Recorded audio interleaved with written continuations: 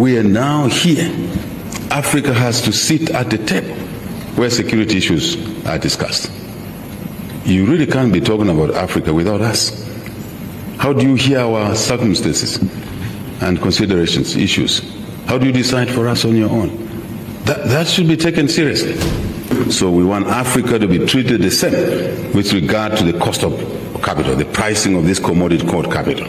And there's no reason that the same business, same sector, elsewhere they pay less, we pay more in Africa. Then in the end we say Africa is inefficient. I don't agree with that. We don't agree with that. Because part of those costs are driven by the cost of capital.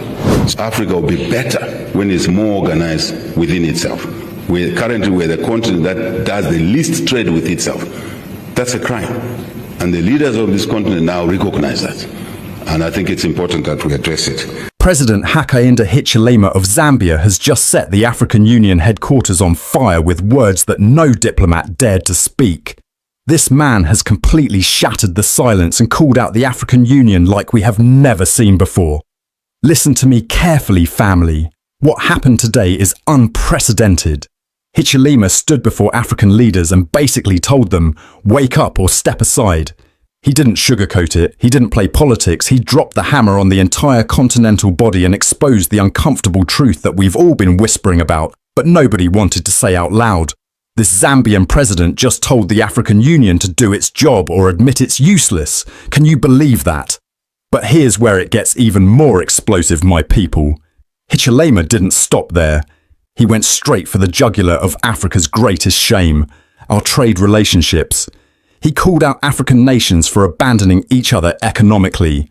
We're out here trading with Europe, America, China, India, everybody except our own brothers and sisters next door. It's madness. It's economic suicide. And Hichilema just exposed it for the world to see. Before we continue any further, you need to hear this speech for yourself, brothers and sisters. Let's play it right now. Also for the African colleagues here, this president is talking to your presence so that deliberately we can increase intra-African investment. Tanzanians investing with Zambians in Zambia and vice versa. Mozambicans investing in Mozambique and Zambia together. Ghanaians, as it were. I think we need a reform here, a serious reform. And since you're diplomats and my dear sister who is now Dean, this is the thrust that we want to see going forward. When we think of investment, we shouldn't always be thinking of Europe, America, China, Japan, Italy. We should also be thinking of ourselves, joint investments. And that will also create a vested interest in each other, where we would not like to see conflict that damages our businesses in the next African country, because it affects us as well. I hope you see what I'm talking about. Very important. I haven't mentioned Kenya, but we're talking a lot with the Kenyans along those lines, with Angolans, with Namibians, with the Swanas, and all of that stuff. Zimbabweans, a lot. Zimbabwean High Ambassador, I've seen you. Where are you?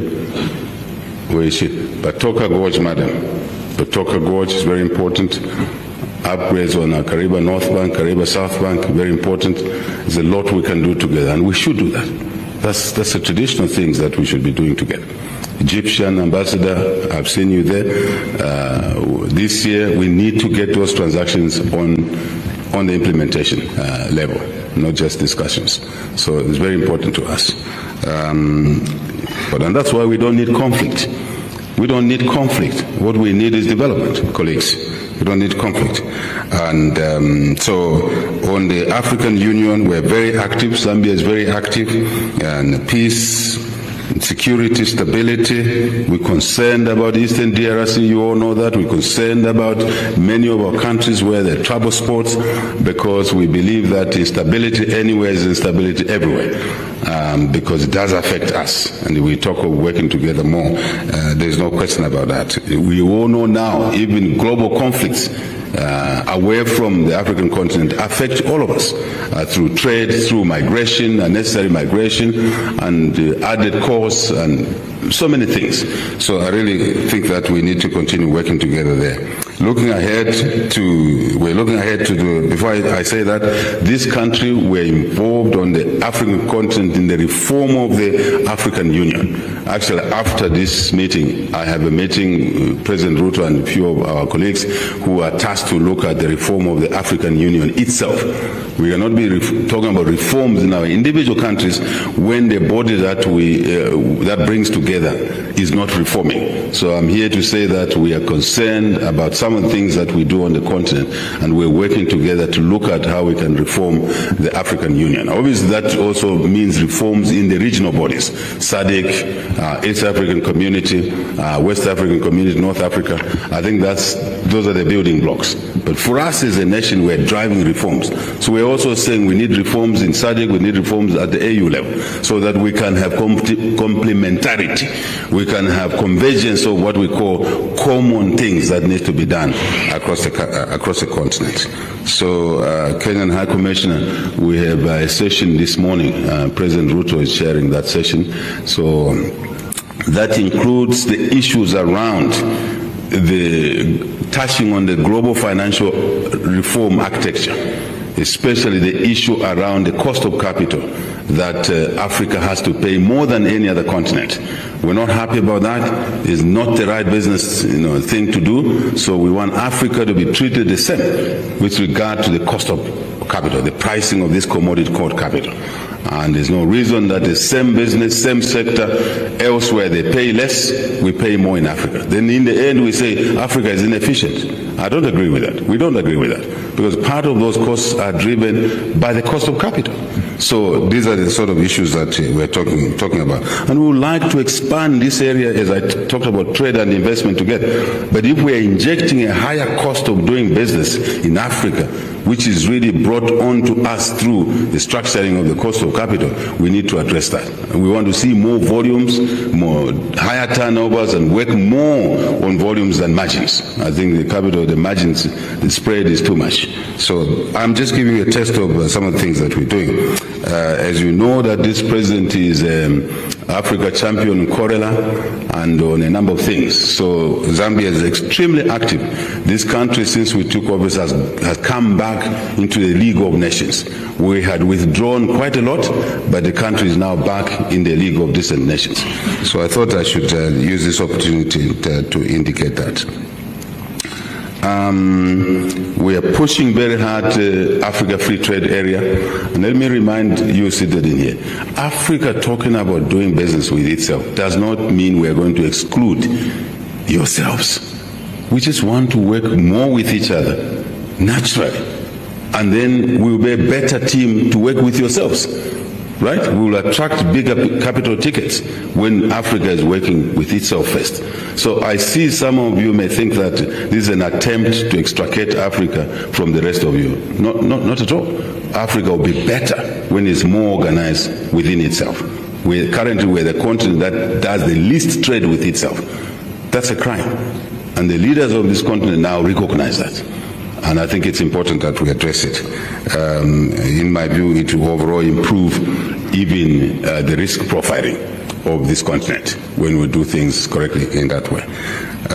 So I think if I move quickly to the Great Lakes region, we're very supportive of the peace efforts in there. First ourselves, first time, 2025, first time, two regional bodies came together to form a joint team to work on the Eastern DRC conflict.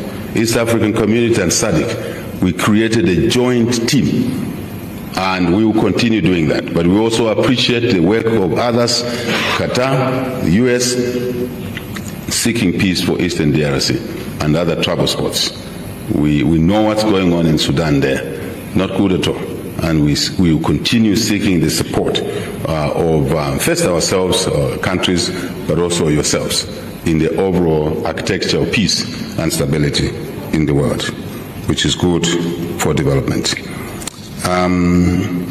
SADC, I already mentioned, peace efforts, sister country, Mozambique, peace efforts in Eastern DRC. And Zambia has remained very active, first chairing the Troika in the SADC. We chaired the Troika in SADC. And in August, our colleagues, presidents have elected this president that will take over the chair of SADC, August 2026. We'll be taking over the chairmanship of SADC from President Ramaphosa following the unfortunate issues in Madagascar, which accelerated the processes, because I should have come in, according to my colleagues, in 2027, but now President Ramaphosa had to come in earlier, and then myself taking over from him much earlier. Just to keep you informed, for the SADC colleagues that are seated in this room, and we look forward to working together to maintain peace, security, stability in our region, but more so to invest with each other and in each other's economies. And we will be pushing that agenda. You can be sure of that. We'll be pushing that joint investment agenda as we assume that responsibility. COMESA, obviously, we continue being active. We are the host in terms of secretariat. We work to consolidate COMESA. You cannot have an Africa Free Trade Area if COMESA is not consolidating. If SADC, if East African Community, ECOWAS, North African communities, and because these are the building blocks. So we cannot do that. So we're working on this sort of frame, getting to the Africa Free Trade Area. So we want to continue our efforts to get on the new headquarters of COMESA, and your support will be appreciated. European Union, thank you very much for your support. We're very happy that we are now getting into the project stage, transaction stage. As you know, one of my first stops following my ascension to the president was to make a presentation at the European Union Parliament, and we talked things there. Now those things are maturing, such as what? Thank you for your support with the Zambia Railways rehabilitation. Thank you for your support in the Lobito corridor, very important to us, and obviously tying to the Tazara rehabilitation. Thank you for the colleagues in China for their support on Tazara. So Europe, France, Italy. Italian ambassador, is he here? Thank you for what the Prime Minister is doing there, and her focus on the Matei plan and the support for the Lobito corridor. We're very grateful for that, and obviously U.S. support on the Lobito corridor as well. We would like to see more traction in 2026. We've been talking a lot. We now need to get on the ground to do transactions and projects for the Lobito corridor, Tazara, of course, then the Zambia Railways.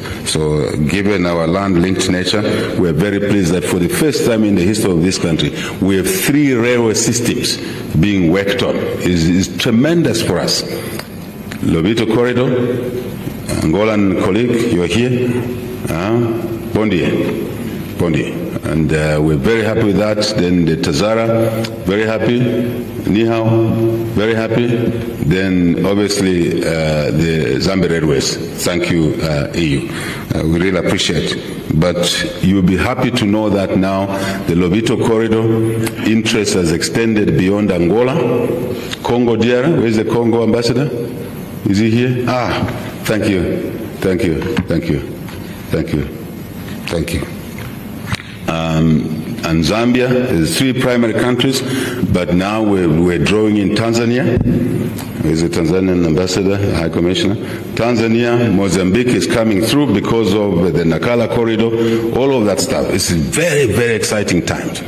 I stand here and say to the people of Zambia, this is one of the most exciting times that this country has found itself in for years and years, because of the things that we are doing, and if we do them properly, what they mean to our economies, not just Zambia, but DRC, Angola, Mozambique, Tanzania, and Malawi, as it were, and Botswana, Namibia. We're doing quite a couple of things with Botswana, Namibia around there.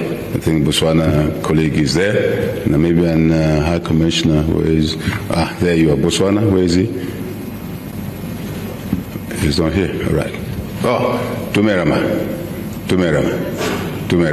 So we're very happy with that kind of stuff. So let's continue working together in those areas.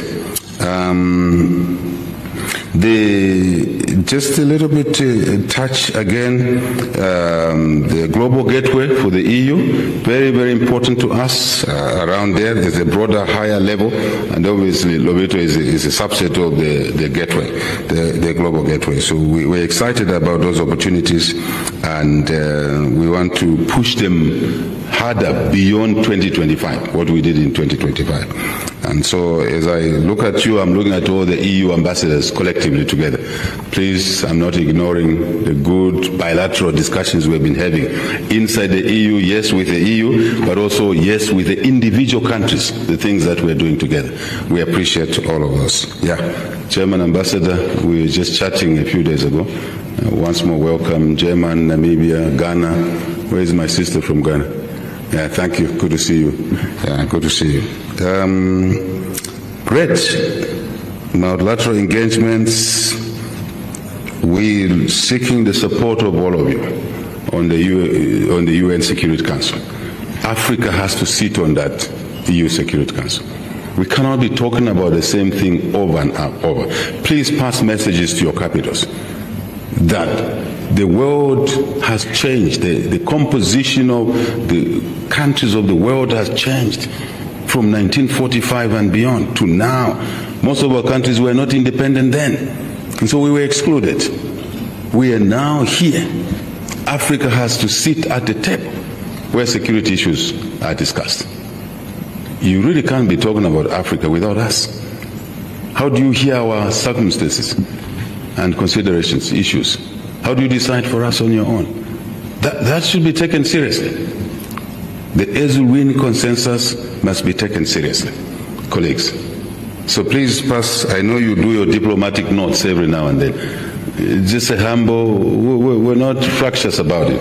We are making a core that is genuine. And we can't continue making the same codeine for years and years.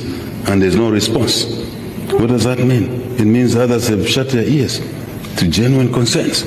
So can we address those even amongst yourselves when you sit as ambassadors? Yeah, thank you very much. The issue of overall UN reforms, very committed to that, as you know. Zambia sits as part of the Council of Reforms under the AU C10 reforms. There's a group we have in Africa on the AU of C10, which interacts with the UN on the broader UN reforms. And Zambia sits on that C10 committee. And we continue to engage with yourselves. We're committed to the SDGs, no question about it. If you see the Zambia reforms and the program of reforms, the IMF, you will see a lot of the SDGs in there. It's very important that we recommitted to the SDGs. Climate action, very important to us. Very, very important, and we continue being committed on that. Development financing, I've already touched on that. Lastly, I want to say that I know there is anxiety, but I want to assure you that in 2026, there will be credible, peaceful, and transparent elections. There will be credible, peaceful, and transparent elections. I'm sure you are following what's happening in by-elections. Who wins does not matter. But the process allows the opposition to win, allows the ruling party to win. There's an election in Kasama today. Whoever wins, democracy wins.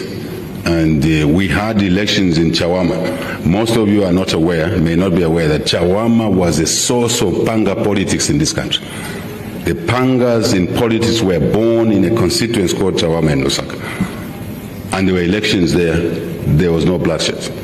This is our commitment to peace, security, stability, first of our own country, so we don't export trouble to other countries. I think it works like that, isn't it? Peace in our own countries, stability in our own countries. Whether it's an election or not, we must ensure we do that. So we want to assure you that you shouldn't worry too much about 2026 elections. When we are in Beijing, we are not against Washington. Please, we don't want to be drawn into your geopolitics. We're too small. We're too small. We're too busy trying to take care of school children to sit on desks. They were sitting on the floor. Don't drag us into those issues. Just keep our world peaceful. You're the big guys who should assure global peace, security, and stability. And we can all benefit from that. But if you drag us into there, you create unnecessary pressures on us. So, I'm in Beijing. I'm not against Washington. We're not against London. We're not against Brussels. We're not against Berlin. We're not against Rome. No. We want to do business with Stockholm without worrying that Beijing will complain. We do genuine business with Stockholm, genuine business with, any of your countries. We have a single-mindedness here to grow our economy, create jobs for our people, business opportunities for them, increase treasury income. As you can see, January inflation is now down to 9.4%. These are the issues that matter to us. Lowering the cost of doing business so we can do more business with yourselves. I wanted to make this point once more, early into the 2026. We understand the issues between yourselves, but make our world safer. I want to confirm that Zambia signs up to a rules-based international order so that even small countries are protected. Zambia signs up to a rules-based global order. So we can predict what will happen if there's an issue. The uncertainty that surrounds us today is a concern to us. Please pass that message to your capitals. We can do better as a global community.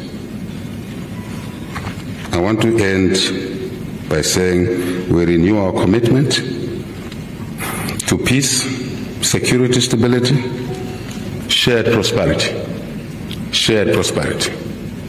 two-way trade and investment, not one way. I think that should be the new order, two-way routing.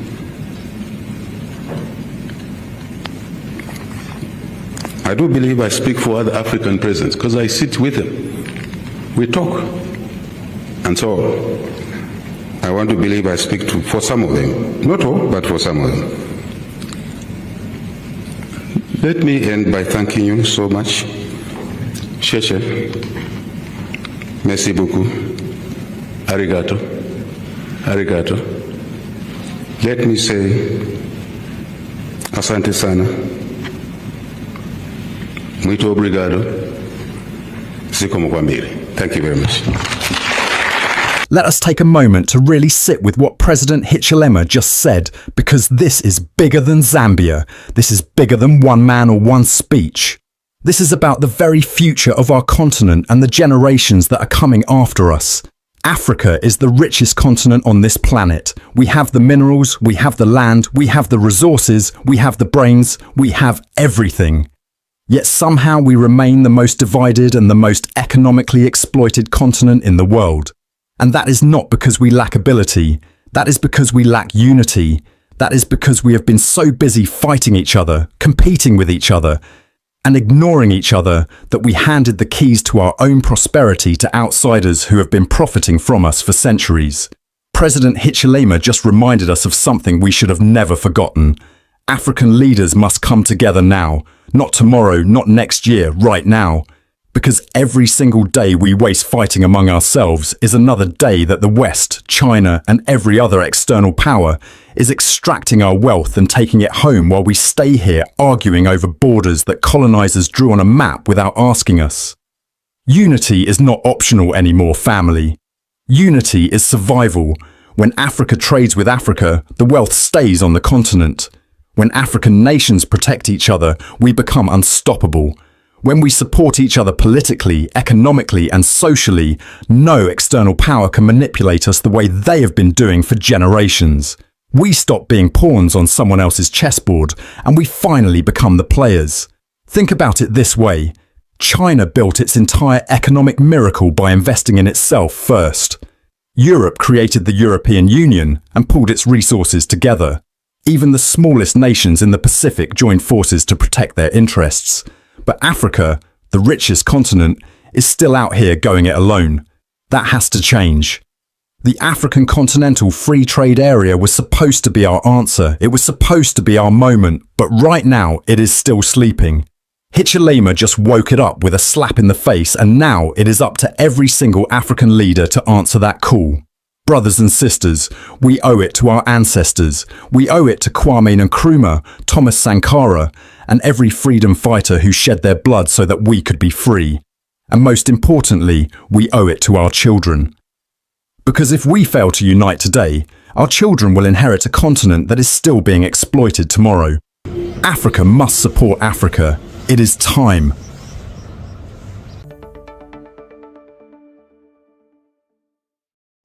Subscribe to Voice of Sovereign Africa today. Let's build a greater Africa together.